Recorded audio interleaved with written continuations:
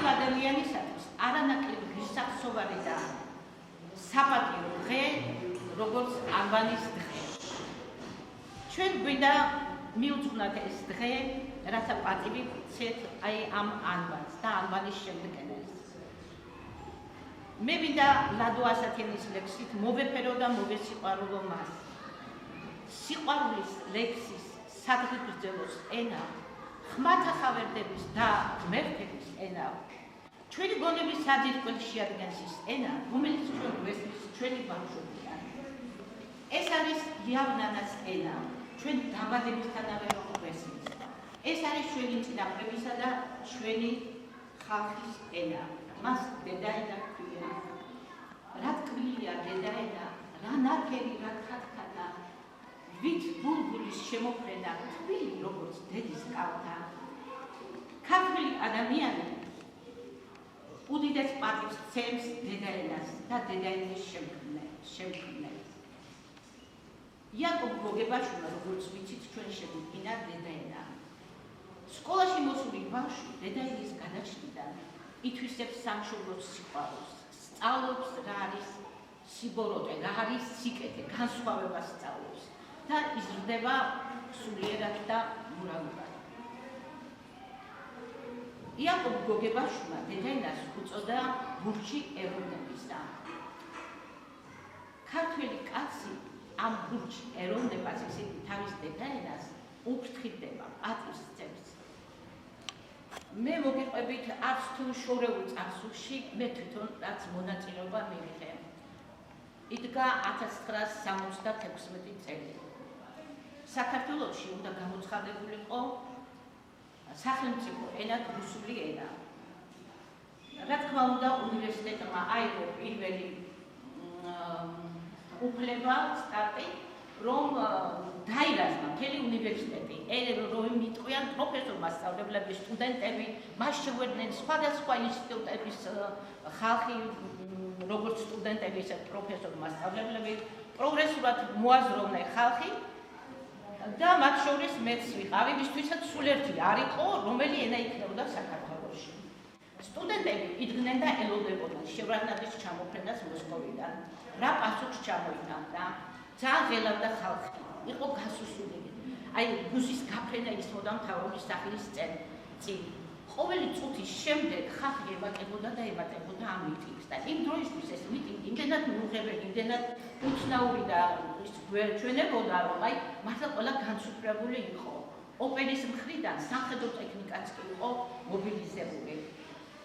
უცბად ჩურჩულის ბრიგალმა გადაუარა ამ ხალხის ტალღას და გამოცხადდა შევარდნაძე ჩამოფრინდა და ცუდად ველოდით რა მოხდებოდა. დამოტაჯდა მიკროფონი, გამოვიდა ჩვეული სიდიჯითთან, თქვა, ჩემოდებოდა ძმებო, სახელმწიფო ენად დარჩა ქართული ენა. თქვენ ვერ წარმოიდგენთ მის სიხარულს, იმ ემოციას, რაც იქ ხალხმა განიცადა.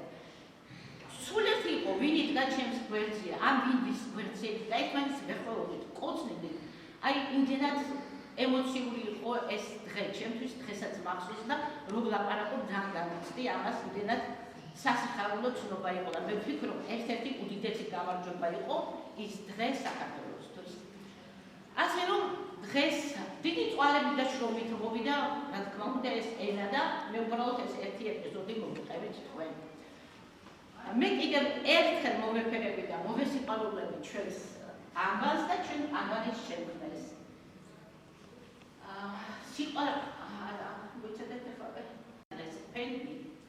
დღეს შვიდთა ჩვენთა ლამპად კი აყო. მადლობა შენ და მადლობა შენ და მადლობა შენ და დიდოიაკო. მას ასე შენაც მიყოთ აკრომდა მეტყვი საჯარო სკოლის პირველ კლასში.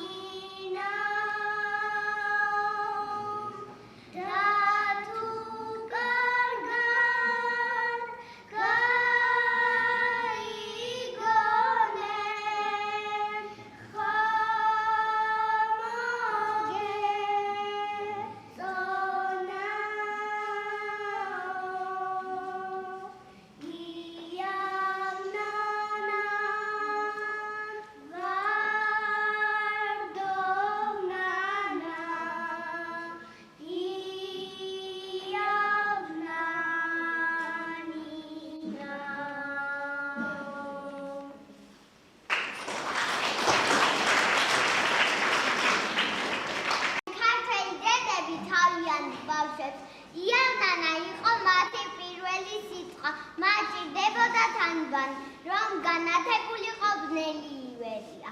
ადრე ღმერთები ქმნიდნენ საში ანბანს და ღვთიურნობაც გადასცემენ ადამიანებს, მაგრამ იმ ძლავრ ადამიანის გენიამ და ისეთი ანბანი შექმნა დედამიწაზე, რომ თვით საში გაოცდნენ დამწერლობის ღმერთები. დედამიწაზე ათადან მამადან სულ 14 ანბანია, თუმცა 1000-ჯერ 14 ხალხი ცხოვრობს. ამ დალოცვილ მიწაზე 1001 დაემწყალობა დამწერლობის გენიის მადლი. იმ გენიალურ 14-ში ერთს ქართული ანბანი ჰქვია. ანბანი ერის მზის ტაძარია. ერის მზის ტაძარში 33 ღმერთია და ყოველ მათგანს ქართული ანბანის 100 სახელი ჰქვია. თანაბრად მეფემ ბრძანა ფიქრის კარავი დადგა მამა ბრძენისთვის, რათა შეედგინათ ქართველთათვის ანბანი. მიბრძანებია საქართველოში შებროდნენ ბრძეთა ბრძენები და შეადგინონ ქართული ანბანი. დასრულდნენ ქართველი ბრძენები და დაიწყეს ქართული ანბანის მოჩუქურთმება. დიდხანს ფიქრობდა ჭაღარა მამამზე ბრძენი, როგორ ეყოა პირველი ასოს ქარგა. მზეო, მომეცი სხივები, რომ ქართული ანბანი შენი შუქით ანათებდეს. ბრძენთა ბრძენო, პირველ ქართულ ასოს რა დავარქვათ? ეს არის სამი, ახლა მთვარეს გავს, რათა ღამეს ანათებს მთვარე. ბრძენთა ბრძენო, ანის შემდეგ ბანი მოვიგონე, ანბანს ვადგენ, ბოლოს სიმწნის ხის ნაყოფის თარგზე მოვაჩუქურთმე. ანბანში სიმწნე უნდა იპოვოს ყველამ.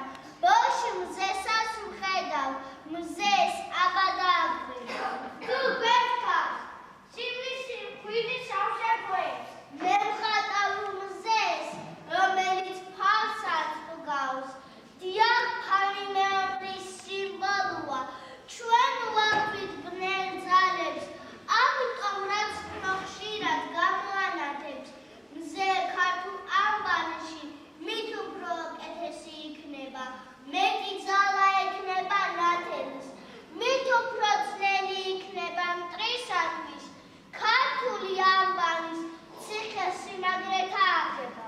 მზის და ფარის თარგია გაერთიანებული ამასოს დასაწერად, რომლითაც უნდა დაიწეროს უკვდავი სიტყვის დედის დაწერა. ფარი და მზე შეეცდა. ჩვენი ერი არა მარტო ბრძენთა და უთმის დედათა ერია, არამედ კეთ მხედართა და შუბოსანთა ერიც რომ არ ყოფილიყო მტერი გავხსნეს და ეს ქარგაში მხედართა და შუბოსანთა სიმბოლოებია. ეს არის ქართული ფოლადის ნალი უკვდავი საუკუნეების გზაზე, რომ არ გახდა ასე დაიბადა ერი.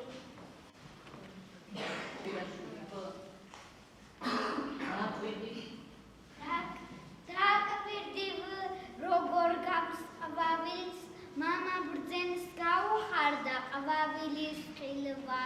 ფრთხილად დაეკონა საღვთო ყვავილს, მერე პერანგზე გადმოიხატა ყვავილი, ასე დაიბადა ვინ? ორფარს ნაგონებს, ისრით შეერთებულს, ერთმა ფარმა ანბანი ერის განძი უნდა დაიცვას, მეორე ფარმა ისრით ამ ანბანს ეუფლება. ომი ანბანსაც მოუწევს სხვა ანბანებთან და ამ ანბანის შემსწავლელთანაც.